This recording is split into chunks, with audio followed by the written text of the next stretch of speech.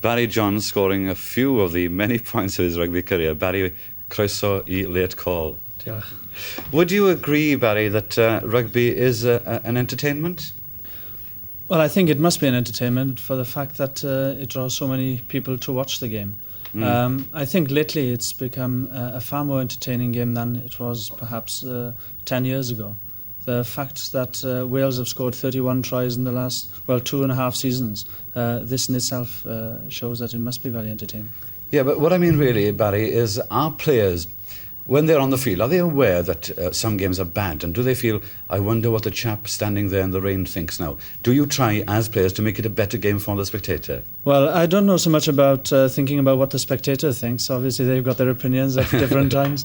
But players are conscious on the field whilst the game is in progress, whether it's a good game or a bad game. There are many times when I suppose people have told me that I seem to get bored, and I certainly do get bored with some games. There's no enthusiasm. The performance of the teams and individual players very much below par, and you just can't get going. Is there any reason for that, do you think? I don't know. Most players, I think, play better rugby in front of big crowds. And when you've only got the few hundred people on the touchline, I suppose they just go into the shell, I think. Are you saying then that rugby really, when you're on the field, is an instinctive game? You don't set out to entertain the public, but when there's a bigger crowd there, you play better?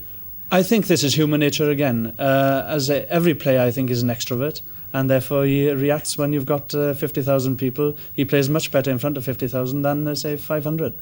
Indeed, yeah. I think that the hierarchy of Welsh rugby, or every rugby union really, admitted that rugby was an entertainment when they changed the laws and they forbade kicking between the two 25s, didn't it? Yeah. This has changed the game tremendously, don't you? This has.